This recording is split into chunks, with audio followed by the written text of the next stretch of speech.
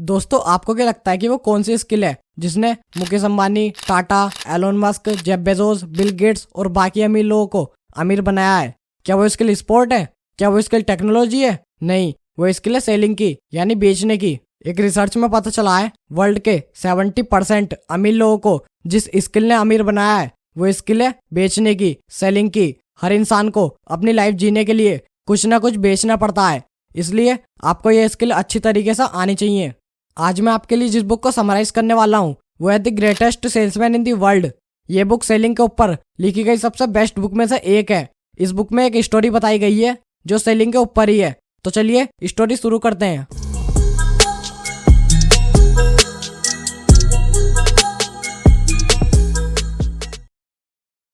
हफीद एक दिन अपने महल में खड़े थे।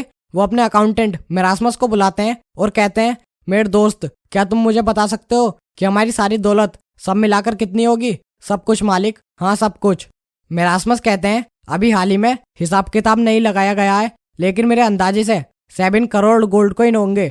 गोल्ड कॉइन असल में सोने के सिक्के होते हैं। हफीद कहते हैं, और अगर मेरे गोदाम और बाकी बड़ी दुकानों में रखे सामान को गोल्ड में कन्वर्ट किया जाए तो उन सबकी क्या कीमत होगी? मिरासमस कहते हैं, पिछले 3 महीनों की लिस्ट अभी तक तैयार नहीं हुई है, लेकिन मेरे अंदाजे से 3 करोड़ गोल्ड कॉइन हो जाएंगे। हफीद कहते हैं, तुम अब और कुछ मत खरीदो, मैं चाहता हूँ कि तुम मेरा सारा सामान बेच डालो और उसे गोल्ड में कन्वर्ट कर दो। ये बात सुनकर मिरासमस को झटका लगता है। मिरासमस कहते हैं, मैं कुछ समझा नहीं मालिक, इस साल हमें काफी प्रॉफिट हुआ है। हमारी हर बड़ी दुकानों में लास्ट ईयर से ज्यादा सेल हुई है, फिर अब आप सब कुछ बेचने को क्यों कह रहे हो?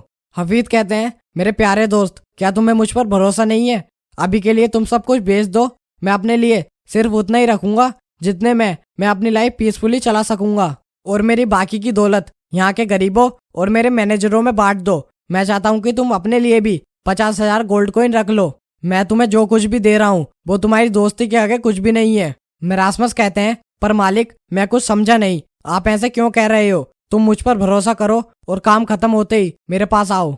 मिरासमस काम खत्म करते ही हफीद के पास आए। हफीद कहते हैं, क्या तुमने सारा काम कर दिया जो मैंने तुमसे कहा था? मिरासमस कहते हैं, जी मालिक। हफीद कहते हैं, मैं तुम्हें कुछ बताना चाहता हूँ जिसे मैंने आज तक अपनी वाइफ लीजा को बताया था और किसी को नहीं। अब हफीद मिरासमस को लेकर नीचे हॉल की सीढ़ियों से एक रूम में जाते हैं जहाँ 30 सालों से किसी को जाने की परमिशन नहीं थी। मिरासमस ने देखा सीढ़ियों के पास हमेशा गार्ड रहते थे, पर अब वो वहाँ नहीं है। हफीद ने मिरासमस को कमरे में बुलाया और कहा, क्या तुम होपलेस नहीं हुए? इस कमरे में एक बॉक्स के अलावा और कुछ नहीं है। लोग कहते हैं कि हफीद ने यहाँ पर अपनी बहुत कीमती चीज छुपा कर रखी है। कहा जाता है कि इस कमरे में बहुत सारे डायमंड्स हैं, बट यहाँ पर एक बॉक्स के अलावा और कुछ नहीं है। जब हफीद ने उस बॉक्स को खोला तो उसमें कुछ पुराने स्क्रॉल्स थे।